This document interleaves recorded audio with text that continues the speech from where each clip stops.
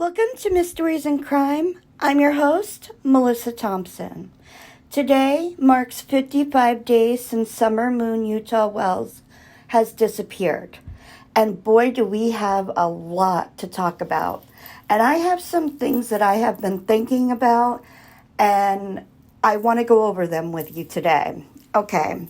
Now, the interview room, Chris McDonough, has been doing a wonderful job giving us information and having experts on his channel as well as himself talk to us about this case, because all of us are confused, we have questions, and we all seem to be divided. And because of us being divided, we're arguing online. And somehow I think Summer is getting lost in all of this, because we're angry that this little girl is missing, okay? So, here are some things that I want to discuss with you. The red truck, for one. For some reason, I think that red truck is a red herring. Donald came out and said that he heard from someone, he doesn't know who, that there was a red truck parked there that day. Now, he went on another channel, not Chris McDonough's. I believe it was Voices Behind the Wall. And he started talking about the red truck and that this guy's four-wheeler got stuck at the end of his driveway and he needed Don to help him get the four-wheeler back onto his truck. And Donald was helping, and that the police showed up, and Donald wanted to take pictures of the truck, and the police officer said, "Yes, Mr. Wells, you can." Now, on this channel, Donald made it sound like that red truck happened on June 15th. That did not happen on June 15th. Chasing Truth messaged Donald about this, and that is not true. And somehow, in my opinion, I think Donald likes to make us think certain things happen for a reason. And why do I think it's him that told the TBI and the sheriff's office about the red truck?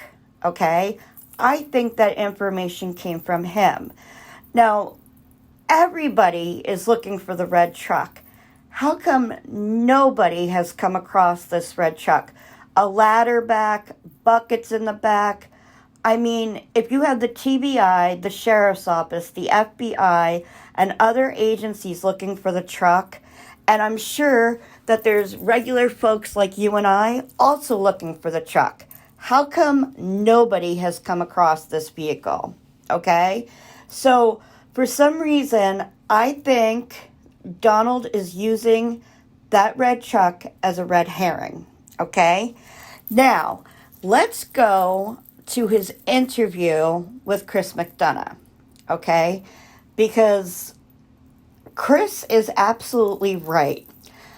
When Donald listens to something Chris has to say or somebody else, the next thing you know, he's changing his statement. Because now he's going on to Voices Behind the Wall, and he's saying this. He first told Chris McDonough he arrived home before the police. Now, we heard that multiple times. He goes on Voices Behind the Wall and says, I could have passed the police cars on the way to the shed. I don't know. They might have been there. Chris is right. He changes his story to fit the narrative that he hears everyone else saying, which is quite interesting. Now, I have been thinking about what Hunter said and what Candace said about the phone call that day that was made when they were in line at the drive-thru at Walgreens. Okay? Now, Hunter said that Donald called, and Candace confirmed that Donald called. Now, Hunter said that Donald told her that there was some man peeping around the neighborhood or in their yard, and he was eyeing up children in the wrong way. Okay? Now, Candace said that he called to ask her what time she would be home. Now, this is a theory, but what if that call was, like a go sign? Like, okay, he's telling her, what if he told her both things? What if he told her there's some guy lurking around the neighborhood looking at children the wrong way, and he asked her what time she would be home, as if to give her a clue as to how things needed to play out that day. Because as though we might like to think that they're not smart, they are street smart. And Donald has been to prison, and he survived prison. And he even told Chris McDonough that he wouldn't wish prison on anybody because you're lucky to get out of there alive. Well, he got out of there alive, okay? So he knows how to stand up for himself. And he knows how to deal with people because he's been in prison. What if that was a clue to Candace about what would happen that day? Because if you remember, she also told Hunter, you're not going back to the house. Is there a reason that she didn't want Hunter to go back to the house because there was a plan unfolding that day? Now, here's the one part, though, that I've been having a hard time with. I do not understand the motive. Like, why would they do something to their child? That is something I haven't been able to put my hand on. I don't understand it, okay? But what if there was some kind of deal made? And I've also thought about the accident. Or, here's another theory. What if they're hiding her? Okay, I thought about all those things. I think that we're not giving them enough credit about their street smarts. And, we think that they might not know what to do with a body, but what if they did? What if they knew exactly what to do? I'm not saying that Summer has passed away, but, as time goes on, things are not looking good for Summer, and that is scary. And I think that's one of the reasons why we're all divided on what is going on in this case. I know there are people that back the Wells. I know that there are people that do not back the Wells. And I know that there are people that back one side over the other. Okay? And we're all wondering where Grandma Candy is. Like, why did she get up and leave when her grandchild is missing? And she had a daughter go missing. This is a double whammy to her. How could she just leave like that? I don't understand that. She left her daughter alone to deal with this. And she's not talking to anyone, which is a real curiosity. And Chris McDonough even said, where is she? Where did she go? What is she doing? It's a good question because I think she knows something. She has been on my list for a while. Not saying that she totally had something to do with Summer's disappearance, okay? Now, this is my opinion, but I think she knows more than she's letting on, which is perhaps why she disappeared. And also, I noticed, and I wonder if you guys have too, Donald apologizes a lot. He apologized to Chris on the phone, in the phone interview. He's apologized around the church people. He's apologized at the prayer vigil. He apologizes to voices behind the wall. What is he apologizing for? Does he have something that he's compensating for? And in fact, if you had looked at some of his previous Facebook posts, he's apologizing. He's apologizing to God. And I said in a previous video, what are you apologizing for, Donald? He's apologizing a lot. and there has to be a reason for it. Okay. Now, I know Donald is not a good man in my opinion. His past behavior speaks volumes to me, okay? And what his stepsister came out and said crushed me. I think it's crushed a lot of us. I think it's absolutely despicable. But I'm also wondering, I wonder if you guys have too, what happened in Donald's childhood? Could something have happened to him as well? I'm very, very curious about that. Now, if Donald wants everyone to leave them alone, why does he keep talking? He doesn't stop talking. And Chris is absolutely right. And the fact that he keeps correcting stuff. You know, Tracy from Chasing Truth asked him, can anyone verify that you were at work that day? Now, this is quite interesting because he says, well, I talked to my boss and I talked to this other guy, blah, blah, blah, right? But he doesn't say that each person seen him all day. He talks about the one guy seeing him for 30 or 40 minutes chatting, right?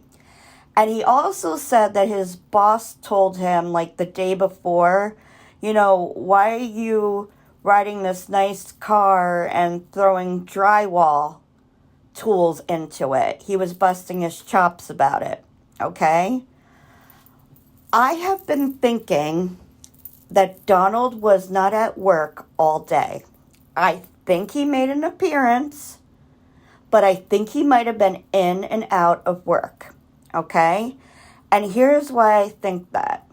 Now, a lot of people have said, you know, there's no person of interest in this case, and we know the TBI has said there's no indication of an abduction, but they said everything is still on the table. They have not eliminated anyone either.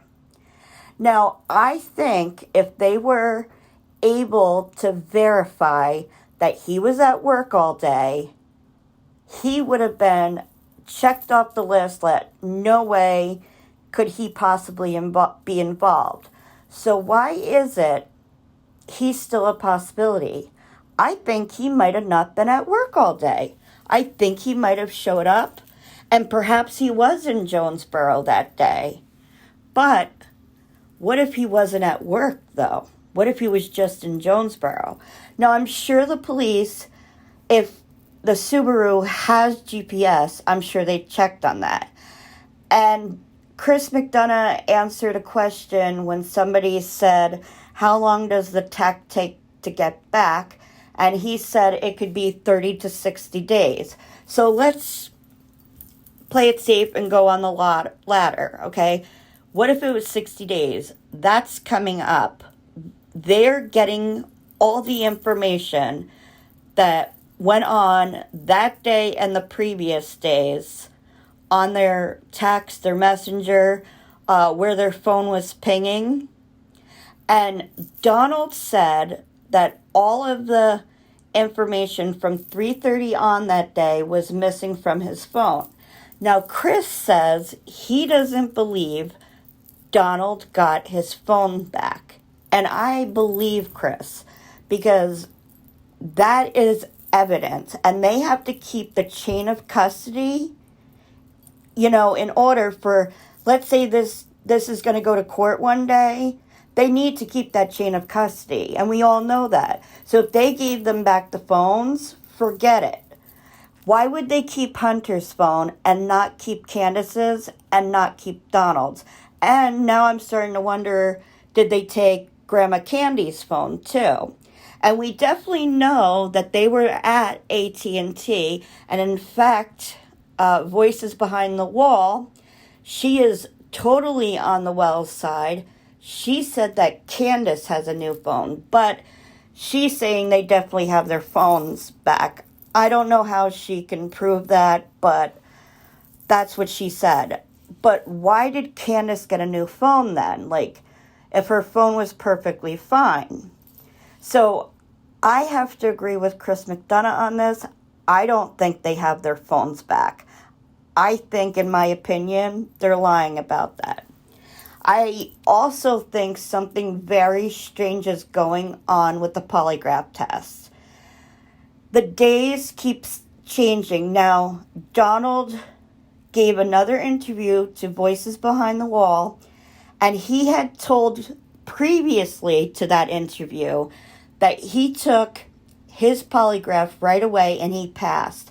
Now he changed his story to Voices Behind the Wall, saying when he first went to take the polygraph, he couldn't do it. He was nodding off, falling asleep. Now, that's quite questionable. If anything, wouldn't you be nervous rather than nodding off, falling asleep? And I know he said they couldn't sleep for days, okay? That's understandable if your child is missing. But what I don't understand is him saying he was nodding off. And he then lied previously when he said he took the polygraph right away and he passed. Because now he's adding another element to that story, and he's saying, well, I started to take one, but I was nodding off, so I had to take one later, just like Candace. And Candace waited days to take it. As he keeps talking, little bits come out, and he's changing his story. And as much as I try to give him the benefit of the doubt, I've tried to think about an abduction.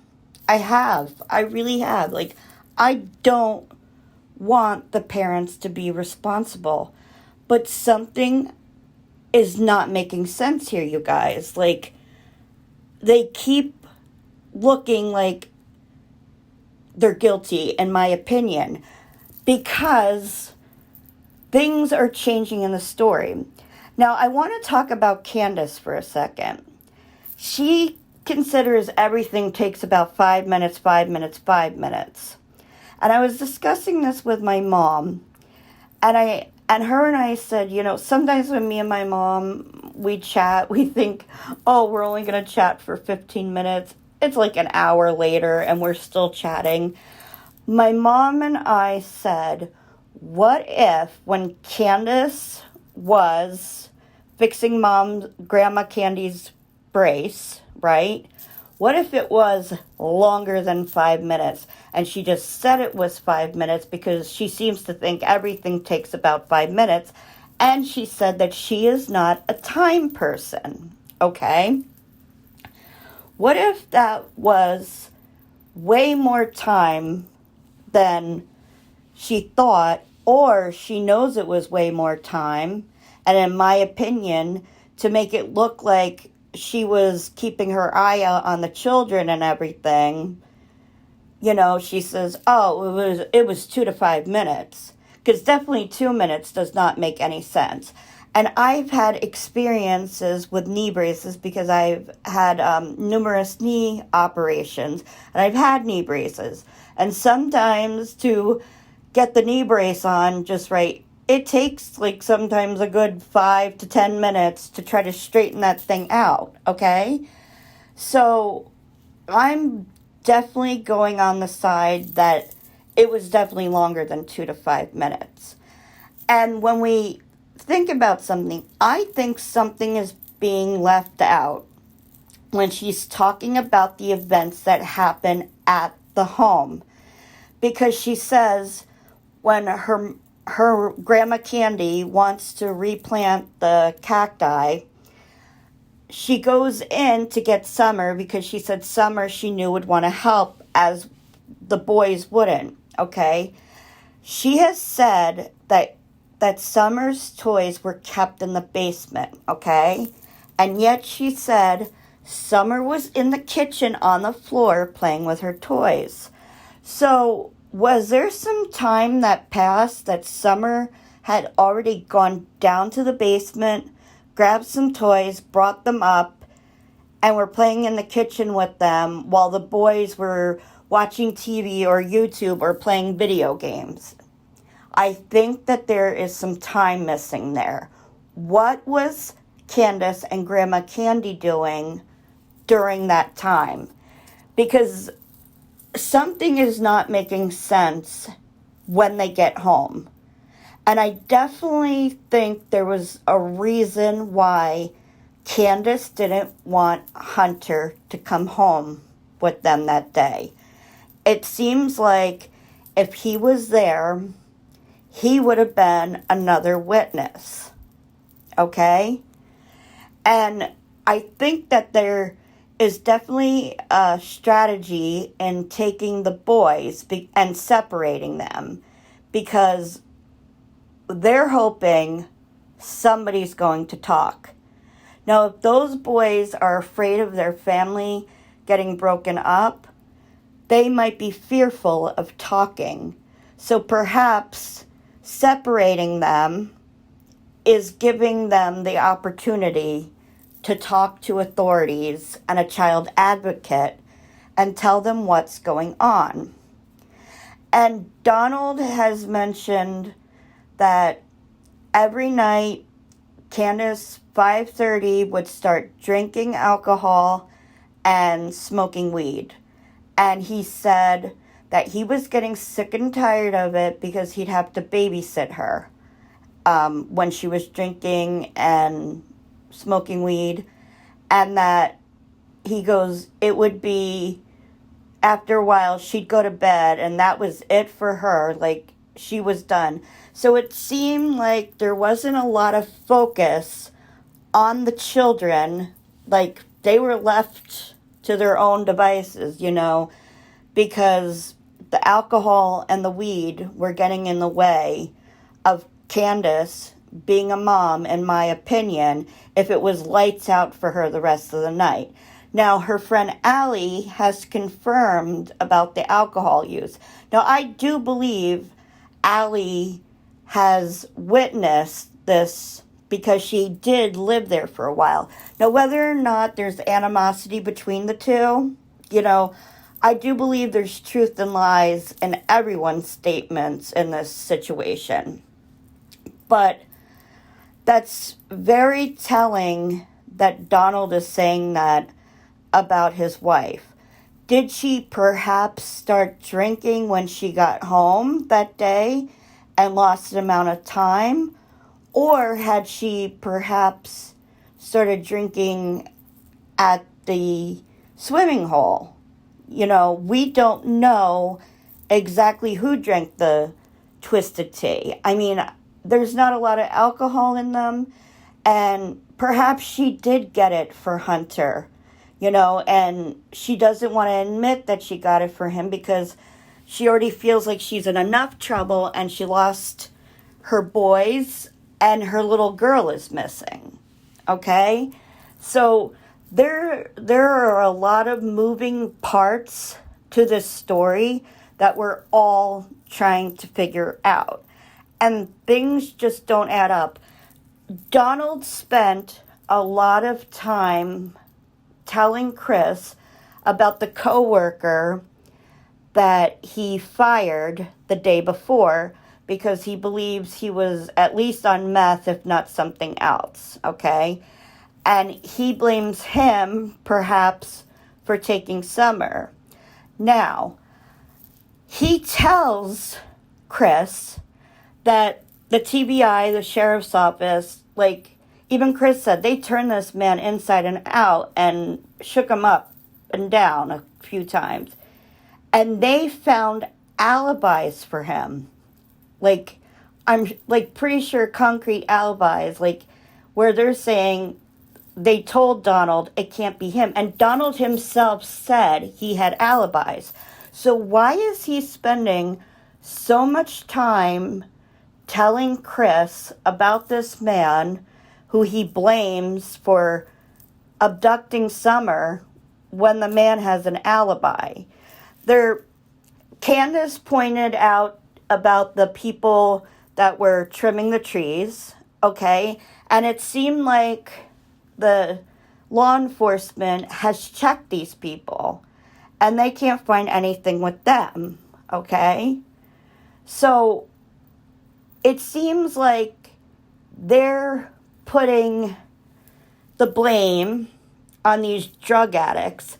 And I told you from my medical, career and stuff, that most drug addicts, what they care is about getting their next fix.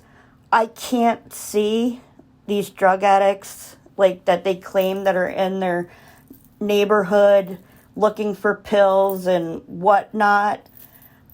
I can't see them going for summer, okay? Now, somebody on meth, yes, they go crazy, okay? You can't communicate with them and everything like that. And Donald said he didn't know about these problems until Summer went missing. Well, that's not true because he contradicts himself because he says, oh, we've had things go missing for a while. There's people always out in the woods, up and down our street looking for pills and this and that. So, the more you talk, Donald, the more your story changes to us. And then you wonder why people are against you. Maybe you should just zip it and go see a lawyer. Or not. Keep spilling your guts to us because we keep picking up on these little details and we're like, what? Like Chris McDonough says, that's going up on the board as a red flag. And another thing, I've spoken to my mom about this, my husband, my friends. I said, I've always thought summer is close by.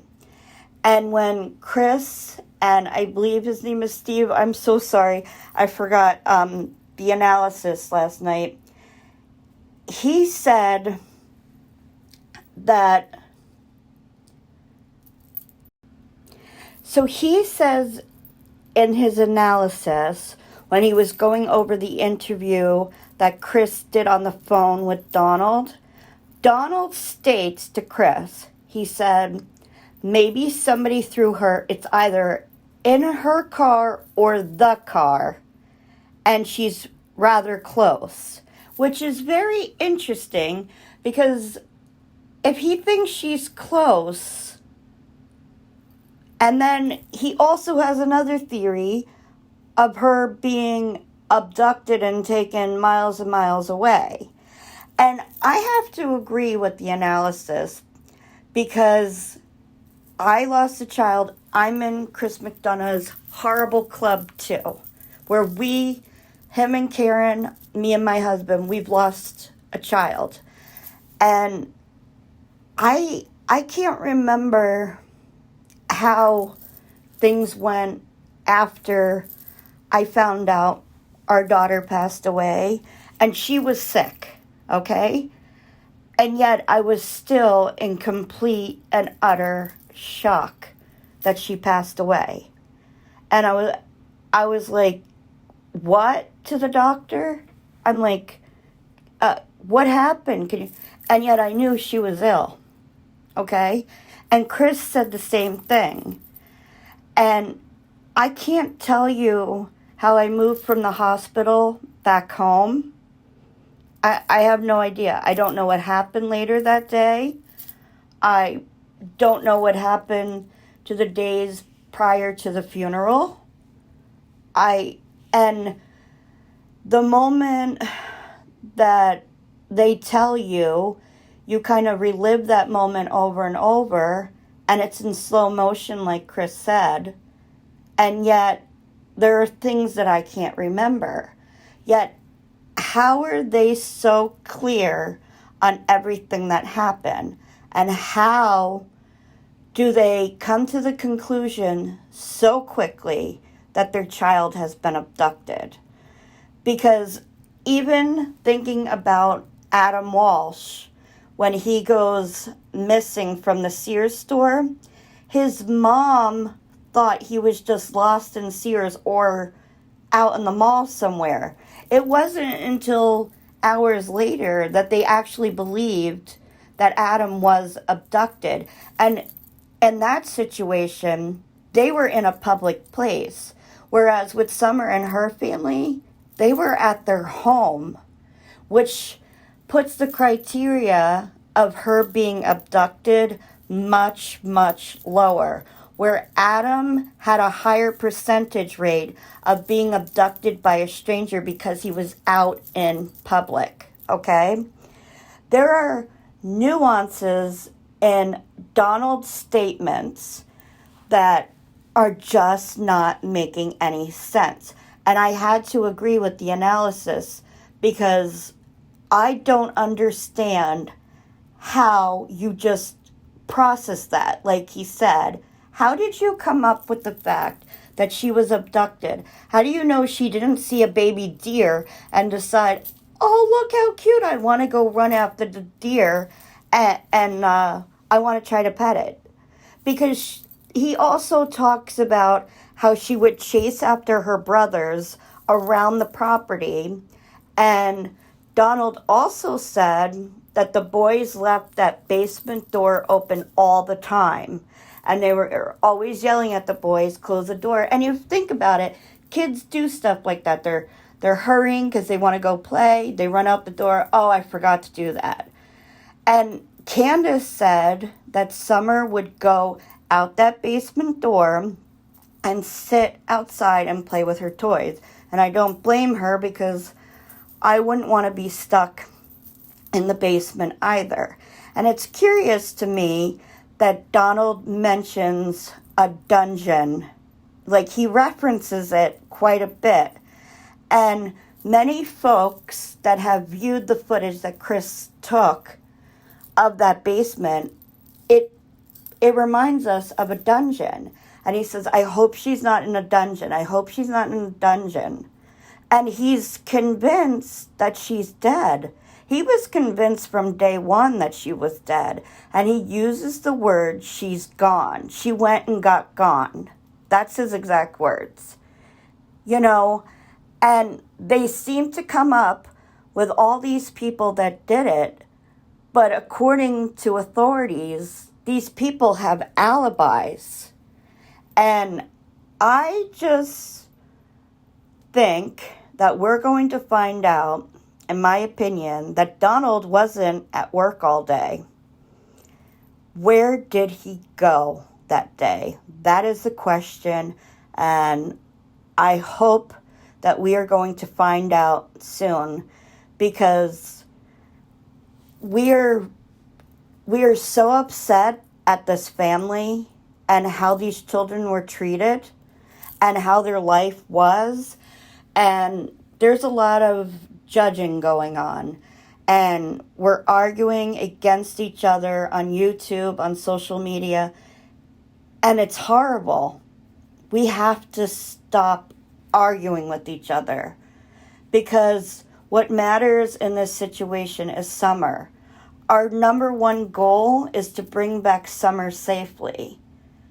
And if not, then we need to bring Summer home so she could be buried and there can be some closure and there can be some justice for her.